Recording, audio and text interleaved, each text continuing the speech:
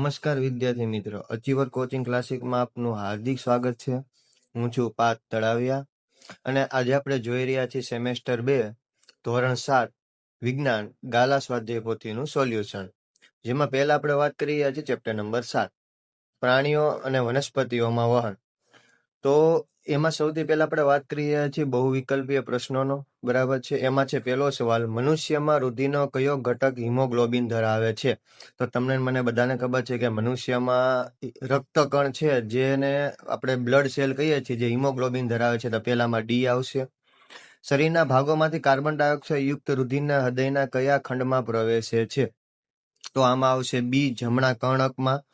હૃદયના કયા ખંડોમાં ઓક્સિજન યુક્ત રુધિર હોય છે, મતલબ કે શુદ્ધ રુધિર જેને આપણે કહીએ છીએ? તો આમાં આવશે ડાબા કર્ણક અને ડાબા ક્ષેપકમાં. જો આ વસ્તુ યાદ રાખજો, ડાબા કર્ણક અને ડાબા ક્ષેપકમાં શુદ્ધ રુધિર હોય છે જે ઓક્સિજન યુક્ત હોય છે, જ્યારે જમણા કર્ણક અને જમણા ક્ષેપકમાં અશુદ્ધ રુધિર હોય છે જે ઓક્સિજન વિહીન હોય છે. હૃદયના કયા ખંડમાંથી રુધિર ફેફસામાં આવે છે? તો આમાં આવશે ઓપ્શન એ, જમણા ક્ષેપકમાંથી. સર્વપ્રથમ સમગ્ર શરીરમાંથી અશુદ્ધ રુધિર જમણા કર્ણકમાં પ્રવેશે છે, ત્યાંથી જમણા ક્ષેપકમાં જાય છે, ને ત્યાંથી તે શુદ્ધ થવા માટે ક્યાં જતું રહે છે? તો ફેફસામાં જતું રહે છે. એટલે આમાં આવશે ઓપ્શન એ, જમણા ક્ષેપકમાં. હૃદયનો કયો ખંડ સૌપ્રથમ ઓક્સિજન યુક્ત રુધિર મેળવે છે? તો આમાં આવશે ઓપ્શન ડી, ડાબું કર્ણક. કયા પ્રાણીઓના પરિવહન તંત્રનો અભાવ હોય છે? મતલબ કે એવું કયું પ્રાણી હોય છે જેમાં પરિવહન તંત્ર હોતું જ નથી? તો આમાં આવશે ઓપ્શન સી, વાદળી અને જળવ્યા. હવે આવે છે એક ગુણની ખાલી જગ્યા. બરાબર છે. ત્યારબાદ આગળ જઈએ તો એક ગુણની ખાલી જગ્યા આવી રહી છે, જેમાં પહેલો ખાલી જગ્યા છે, શીરામાં ખાલી જગ્યા આવેલા હોય છે જે રુધિરને માત્ર હૃદય તરફની દિશામાં જ જવા દે છે. તો વાલ્વો. વાલ્વ ખોલ બંધ થવાથી શું થાય છે કે રુધિર એક માર્ગમાં જ વહન પામે છે. ઓક્સિજન યુક્ત રુધિરને ફેફસામાંથી હૃદય તરફ લાવતી રુધિર વાહિનીઓને ખાલી જગ્યા કહે છે. તો એમાં આવશે ફુસ્ફુસીય શીરા. આમાં બે અપવાદ આવશે, ફુસ્ફુસીય શીરા, ફુસ્ફુસીય ધમની. મોટાભાગે સામાન્ય શીરા હોય ને એ શું કરતી હોય છે? તો સામાન્ય શીરામાં ઓક્સિજન વિહીન રુધિર વહન પામતું હોય છે, અને ધમનીમાં, સામાન્ય ધમની જે હોય છે એમાં ઓક્સિજન યુક્ત રુધિર વહન પામતું હોય છે. પરંતુ ફુસ્ફુસીય શીરા એક એવી છે કે જેને અપવાદ કહી શકીએ છીએ, જેમાં ઓક્સિજન યુક્ત રુધિર વહન પામશે, અને ફુસ્ફુસીય ધમની છે એ પણ અપવાદ છે, જેમાં ઓક્સિજન વિહીન રુધિર વહન પામશે.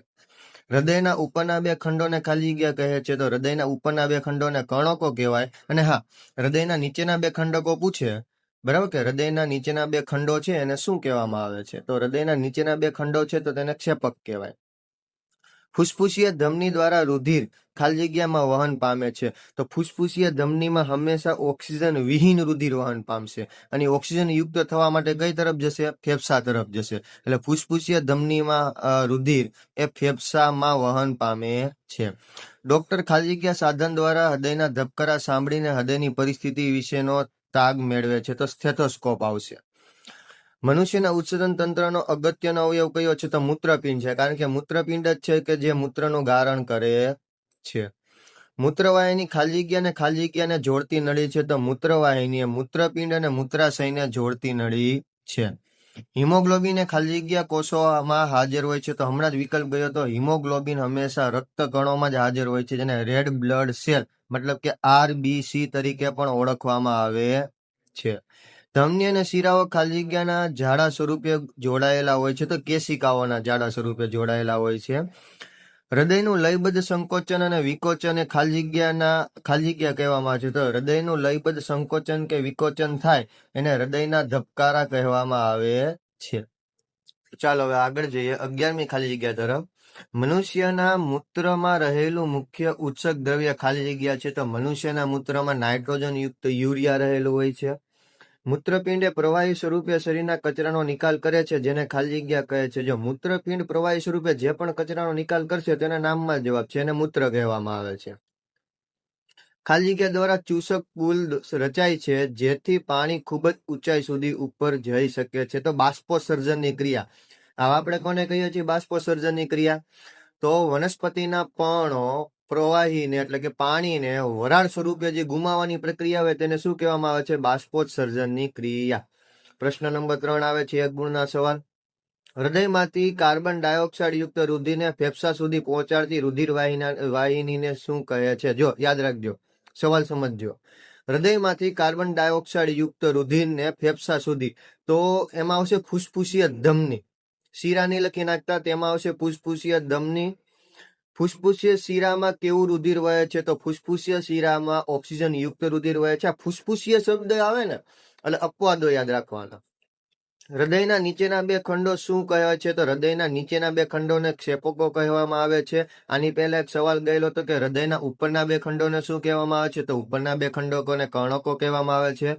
રુધિરનું પ્રવાહી માધ્યમ કયા નામથી ઓળખાય છે? તો તેને રુધિરરસ કહેવામાં આવે છે.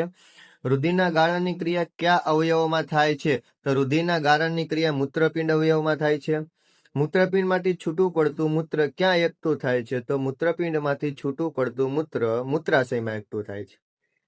પાણી અને ખનિજ ક્ષારોના દ્રાવણના વહન માટેની વાહક પેશી કઈ છે? તો યાદ રાખજો, એમાં જલવાહક પેશી આવશે, જે વનસ્પતિમાં જોવા મળે છે. હવે આવે છે ખરા ખોટા એક ગુણના.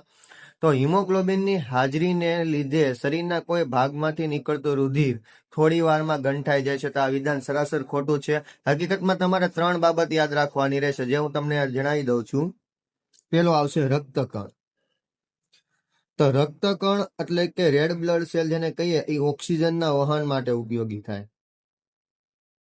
ઓક્સિજન વહન માટે, બરાબર. ત્યારબાદ બીજું આવશે શ્વેતકણ.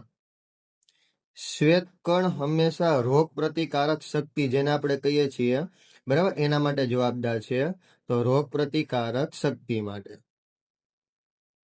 અને ત્યારબાદ આવે છે ત્રાકકણ. શું આવે છે? ત્રાકકણ.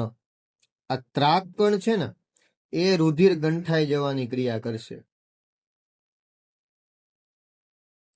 બરાબર, આ 3 વસ્તુ યાદ રાખજો કે રુધિર ગંઠાઈ જવાની ક્રિયા કોણ કરે છે? તો ત્રાકકણ. એ ઓક્સિજનનું વહન રુધિરમાંથી કોણ કરે છે? રક્તકણ.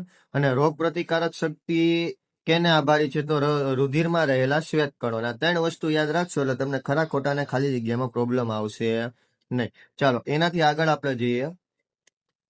હૃદયના ધબકારા અને નાડીદર બંનેની સંખ્યા સરખી હોય છે. તો સાચું છે ભાઈ, કારણ કે હૃદય ધબકશે તો જ નાડીમાં નાડીદર બનશે. ધમનીમાં રુધિર શાંત પ્રવાહે એક ધારું વહે છે. તો ખોટું, કારણ કે ધમનીમાં રુધિર ઊંચા દબાણે વહન પામે છે. શિરામાં વાલ્વ હોતા નથી, જ્યારે ધમનીમાં વાલ્વ હોય છે. તો આ વસ્તુ ખોટી છે. રક્તકણો લાલ રંગના અને શ્વેત કણો દરેક શ્વેત કણો સફેદ રંગના હોય છે. તો વિધાન સાચું છે. રક્તકણો એટલે કે આરબીસી જે લાલ રંગના હોય છે, અને શ્વેત કણો જેને ડબલ્યુબીસી એટલે કે વ્હાઇટ બ્લડ સેલ કહેવામાં આવે છે, જે સફેદ રંગના હોય છે. કર્ણકો કરતા ક્ષેપકો કદમાં મોટા છે. તો સાચું છે. કર્ણકો કરતા ક્ષેપકોની દિવાલ જાડી છે. તો પણ સાચું છે, કારણ કે ક્ષેપકોને રુધિર ઊંચા દબાણે વહન કરવાનું હોય છે, તેથી તેની દિવાલ પણ જાડી હોય છે. હૃદયના ખંડોની દિવાલ એ સ્નાયુઓની બનેલી છે. તો સાચું છે. અને ફુસફુસીય ધમની ઓક્સિજન યુક્ત રુધિરનું વહન કરે છે, ત્યારે ખોટું વિધાન આવશે. અને ઉચ્છ્વાસ દરમિયાન ફેફસા દ્વારા કાર્બન ડાયોક્સાઇડ ઉત્સર્ગ દ્રવ્ય તરીકે નિકાલ પામે છે. તો સાચું, મનુષ્ય ઉચ્છ્વાસમાં કાર્બન ડાયોક્સાઇડ નિકાલ કરે છે.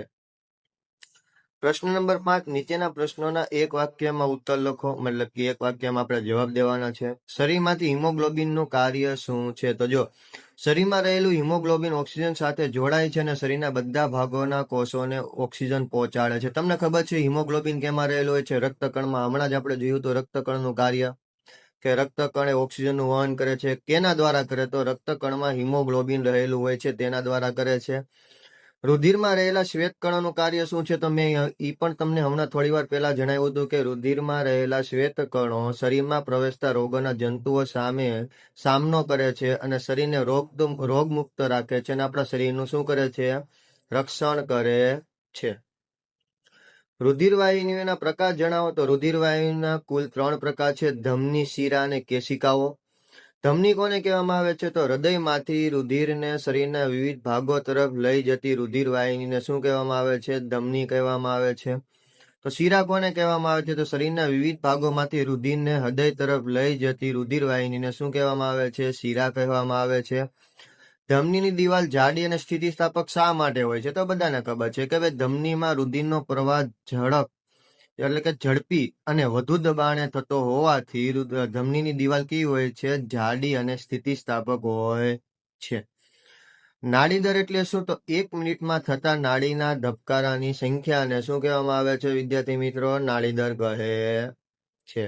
આરામદાયીની સ્થિતિમાં મનુષ્યનો નાડી દર જણાવો. તો જો આરામદાયીની સ્થિતિમાં મનુષ્યનો નાડી દર 72 થી 80 જેટલો હોય છે, મતલબ કે 1 કલાકમાં 72 થી 80 ધબકારા જોવા મળે છે. પરંતુ જો આપણે કોઈ કાર્ય કરી રહ્યા હોય છે તો ધબકારાની સંખ્યા પણ વધે છે, કારણ કે ત્યારે મનુષ્ય આરામદાયીની સ્થિતિમાં નથી હોતો, શ્રમ કરી રહ્યો હોય છે. ફુસફુસીય શિરામાં રુધિરનું વહન ક્યાંથી કઈ તરફ થાય છે? તો જો ફુસફુસીય શિરા શુદ્ધ રુધિરનું વહન કરે છે. તો રુધિરનું વહન ફેફસામાંથી હૃદયના ડાબા કર્ણક તરફ થાય છે. હૃદયનું કદ વિશે જણાવો. તો હૃદય એ સામાન્ય રીતે માણસની હાથની મુઠ્ઠી જેટલા કદનું હોય છે. હૃદયના કયા ભાગમાં ઓક્સિજન યુક્ત અને કયા ભાગમાં કાર્બન ડાયોક્સાઇડ યુક્ત રુધિર હોય છે? તો હૃદયના ડાબા ભાગમાં, એટલે કે ડાબા કર્ણક અને ડાબા ક્ષેપકમાં ઓક્સિજન યુક્ત રુધિર, અને તેના જમણા ભાગમાં, એટલે કે જમણા કર્ણક અને જમણા ક્ષેપકમાં કાર્બન ડાયોક્સાઇડ યુક્ત રુધિર હોય છે.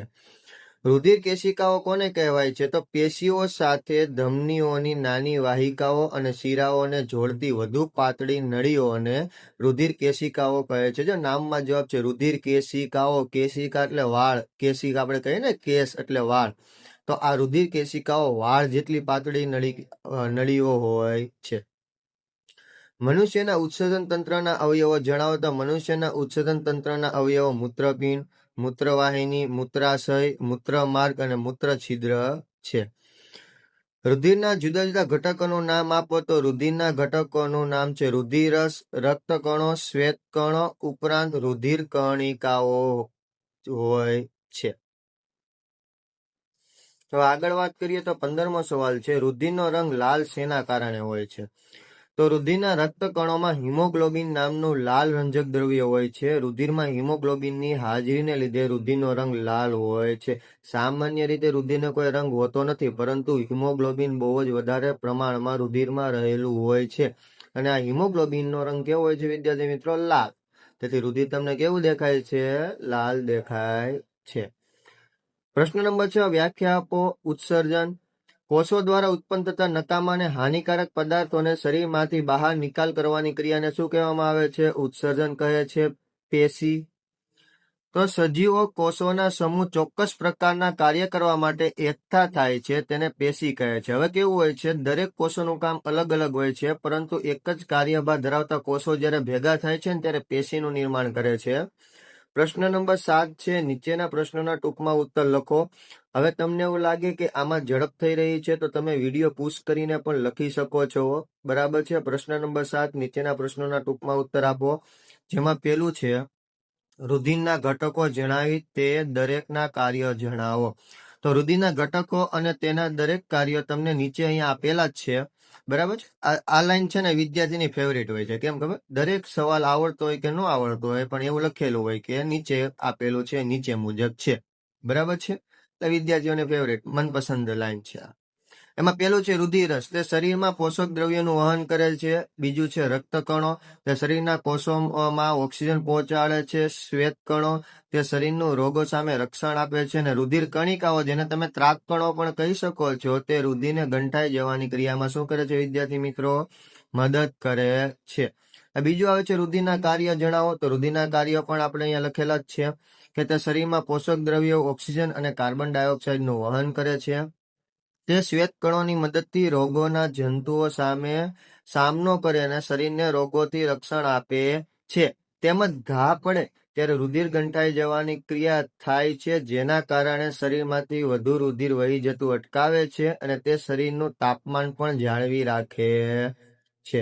પ્રશ્ન નંબર 3, રુધિરવાહિનીના પ્રકાર જણાવો અને તેના વિશે ટૂંકમાં સમજાવો. તો રુધિરવાહિનીના ટોટલ કુલ 3 પ્રકાર હોય છે, ધમની, શિરા અને કેશિકાઓ, જેને રુધિર કેશિકાઓ કહેવાય. એમાં પહેલું છે ધમની. તે હૃદયમાંથી રુધિરને શરીરના વિવિધ ભાગો તરફ લઈ જાય છે. તેમાં સામાન્ય રીતે ઓક્સિજન યુક્ત રુધિર વહન પામે છે, પરંતુ એક અપવાદ છે, જેને કહેવાય ફુસફુસીય ધમની. ફુસફુસીય ધમની દિવાલ પ્રમાણમાં જાડી અને સ્થિતિસ્થાપક હોય છે. તેમાં રુધિર ઊંચા વેગે અને દબાણથી વહન પામે છે, જેમાં ઓક્સિજન વિહીન રુધિર વહન પામે છે. શિરા, તે શરીરના વિવિધ ભાગોમાંથી રુધિરને હૃદય તરફ લાવે છે. તેમાં સામાન્ય રીતે કાર્બન ડાયોક્સાઇડ યુક્ત રુધિર હોય છે, પરંતુ આમાં પણ અપવાદ એક છે, ફૂસ્ફૂસીય શીરા. હવે શીરાની દિવાલ પાતળી હોય છે અને શીરામાં વાલ્વો હોય છે. અને હા, શીરા એ આ ફૂસ્ફૂસીય શીરા જે આપણે અપવાદની વાત કરી રહ્યા છે, આ ફૂસ્ફૂસીય શીરા હંમેશા ઓક્સિજન યુક્ત રુધિરનું જ વહન કરશે, જે ફેફસાથી હૃદય તરફ રુધિરને લાવે છે. ત્રીજો, કેશિકાઓ. ધમનીઓ નાની નાની વાહિકાઓમાં વિભાજિત થાય છે અને વાહિકાઓ કોષો પાસે વધુ પાતળી અને બારીક નળીઓમાં જાળા સ્વરૂપે વિભાજન પામે છે. આને કેશિકાઓ કહેવામાં આવે છે. પ્રશ્ન નંબર 4 ની આપણે અહીં વાત કરી રહ્યા છીએ, તો વનસ્પતિ અને પ્રાણીઓમાં ઘટકોનું વહન શા માટે જરૂરી છે તે સમજાવો. કે શા માટે આપણા શરીરમાં ઘટકોનું વહન થાય છે તે સમજાવવું ખૂબ જ જરૂરી છે, સમજવું પણ જરૂરી છે. વનસ્પતિ અને પ્રાણીઓનું પોતાનું અસ્તિત્વ ટકાવી રાખવા માટે ખોરાક અને ઓક્સિજનની જરૂર છે. સજીવો આ બધું શરીરના એક ભાગોથી બીજા ભાગો સુધી પહોંચાડવું પણ જરૂરી છે. વનસ્પતિ અને પ્રાણીઓમાં ઉત્પન્ન થતા નકામા પદાર્થો એટલે કે ઉત્સર્ગ પદાર્થો શરીરના જે ભાગમાંથી નિકાલ કરી શકાય ત્યાં પહોંચાડવા પડે છે. આ બધું જ કરવા માટે પોષક દ્રવ્યો, ઓક્સિજન, ઉત્સેચકો, અંતઃસ્ત્રાવો અને ઉત્સર્ગ પદાર્થોનું એક સ્થાનેથી તેમના કાર્યક્ષેત્રે પહોંચાડવા માટે ઘટકોનું વહન જરૂરી છે. વાત કરીએ પ્રશ્ન નંબર 5, પર્ણરંધ્ર એટલે શું? પર્ણરંધ્રના 2 કાર્ય જણાવો. તો વનસ્પતિના પર્ણોની સપાટી પર નાના છિદ્રો આવેલા હોય છે, તેને પર્ણરંધ્ર કહેવામાં આવે છે. અને આ પર્ણરંધ્રમાં 2 રક્ષક કોષો આવેલા હોય છે. પર્ણરંધ્રના 2 કાર્ય નીચે મુજબ આપણે આપેલા છે કે ભાઈ વનસ્પતિના પર્ણરંધ્ર દ્વારા વધારાના પાણીનો બાષ્પસર્જનની ક્રિયા દ્વારા બાષ્પ સ્વરૂપે નિકાલ કરે છે, બહાર કાઢે છે. વનસ્પતિની પ્રકાશ સંશ્લેષણની ક્રિયા અને શ્વસન ક્રિયા દરમિયાન પર્ણરંધ્રમાં વાત વિનિમયની પ્રક્રિયા થાય છે. વાત વિનિમયની પ્રક્રિયા એટલે બીજું કંઈ નહીં, કાર્બન ડાયોક્સાઇડ અંદર લે છે વનસ્પતિ પર્ણરંધ્ર દ્વારા. અને રક્ષક કોષોમાં હરિત કણો પણ આવેલા હોય છે, જે પ્રકાશ સંશ્લેષણની ક્રિયા કરે છે. હવે વાત કરીએ છીએ આપણે પ્રશ્ન નંબર 6. શું વનસ્પતિ બાષ્પસર્જનમાં કોઈ મહત્વનો ફાળો છે? સમજાવો. તો વનસ્પતિમાં થતી બાષ્પસર્જનની ક્રિયા વડે વધારાનું પાણી બહાર નિકાલ કરે છે. આથી વનસ્પતિ તથા આજુબાજુ ઠંડક પ્રાપ્ત થાય છે. બાષ્પસર્જન દ્વારા પાણી બાષ્પ સ્વરૂપે ઉડી જાય છે, ત્યારે ચૂસક પુલ રચાય છે, જેથી મૂળથી ખૂબ જ ઊંચાઈએ આવેલા પર્ણો સુધી પાણી પહોંચાડી શકાય છે. જે પ્રકાશ સંશ્લેષણની આવેલા પર્ણો સુધી પાણી પહોંચાડી શકાય છે, જે પ્રકાશ સંશ્લેષણની ક્રિયામાં પર્ણોને ઉપયોગી બને છે. મૂળથી પર્ણો સુધી રચાયેલા પાણીનો સળંગ સ્તંભ જમીનમાંથી પાણી અને ખનિજ ક્ષારોના દ્રાવણ રૂપે વનસ્પતિના ભાગોમાં પહોંચાડવા માટેનું શોષક બળ પૂરું પાડે છે.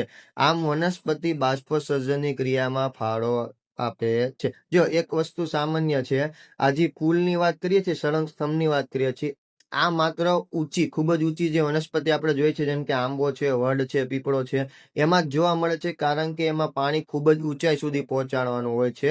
જ્યારે નાની વનસ્પતિ હોય, જેમ કે છોડ અને છૂપ હોય, તો એમાં આવો પુલ રચાવો બહુ ઓછા પ્રમાણમાં જોવા મળે છે.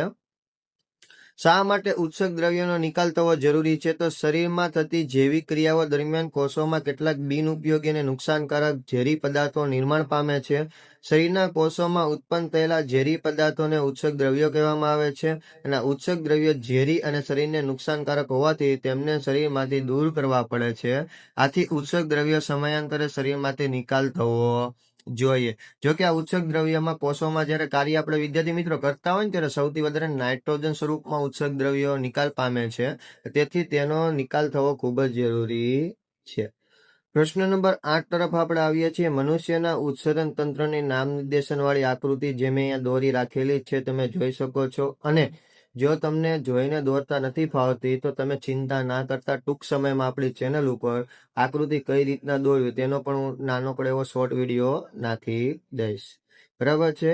ચાલો, હવે આવે છે પ્રશ્ન નંબર 8. વૈજ્ઞાનિક કારણો આપી સમજાવો. પ્રત્યેકના 2 ગુણ છે. એમાં પહેલું કારણ છે કે શરીરના કોઈ ભાગ પર ઘા પડતા તેમાંથી વહેતું રુધિર થોડી વારમાં બંધ થઈ જાય છે. જો વહેતું બંધ થવું પણ ખૂબ જરૂરી છે. રુધિર વહેતું બંધ નહીં થાય તો આપણા શરીરમાં રુધિરનું દબાણ ઘટી જશે, જેથી મગજ સુધી રુધિર પહોંચતું બંધ થઈ જશે. માટે આ એક કુદરતી ક્રિયા છે કે કઈ રીતના બંધ થાય છે આપણે એની ચર્ચા કરીએ તો શરીરના કોઈ ભાગ પર ઘા પડતા તેમાંથી રુધિર વહેવા માંડે છે.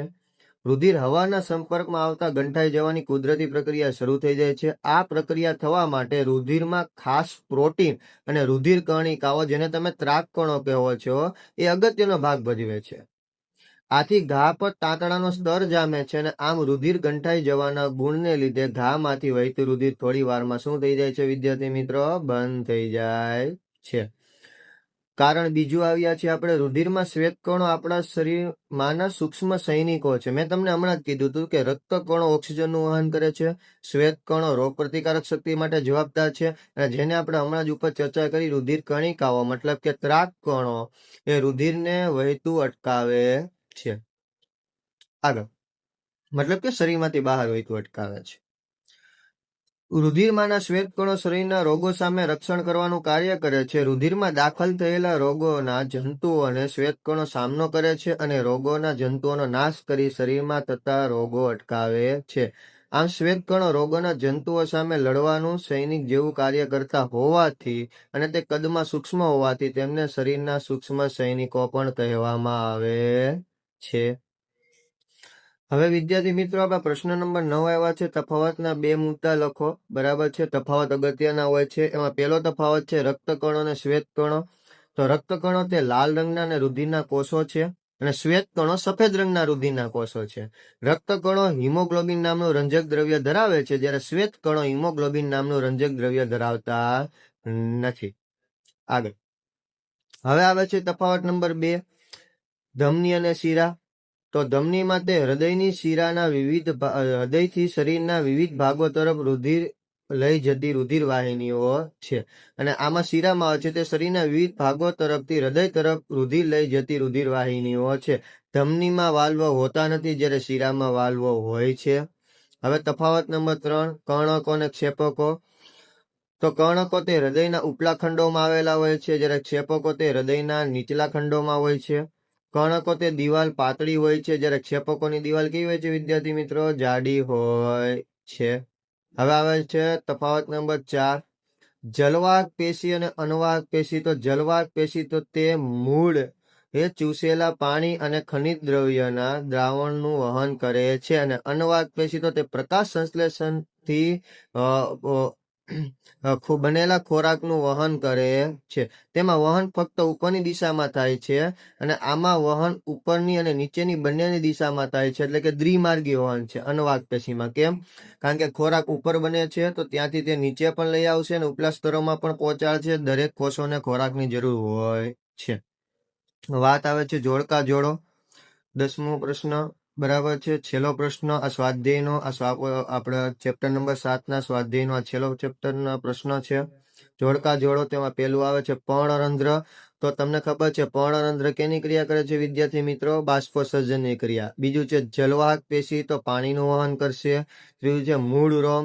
તો મૂળ રોમ કેનું કાર્ય કરે છે? પાણીનું શોષણ કરવાનું કાર્ય કરે છે. ચોથો આવે અનવાહક પેશી, તો તે ખોરાકનું વહન કરે છે. વિદ્યાર્થી મિત્રો, અહીંયા આપણું આ ચેપ્ટર નંબર 7 પ્રાણીઓ અને વનસ્પતિઓમાં વહન પૂર્ણ થાય છે. હવે ફરી મળીશું નવા ચેપ્ટર સાથે, નવા ચેપ્ટરના સ્વાધ્યાય પોથીના સોલ્યુશન સાથે. જો તમને આ વિડીયો પસંદ આવ્યો હોય તો વિડીયોને લાઈક કરો, તમારા મિત્ર સુધી શેર કરો, અને જો તમારો કોઈ પ્રશ્ન હોય તો તમે કોમેન્ટ બોક્સમાં તે લખી શકો છો. તેમજ અમારી ચેનલને સબસ્ક્રાઇબ કરવાનું ભૂલતા નહીં.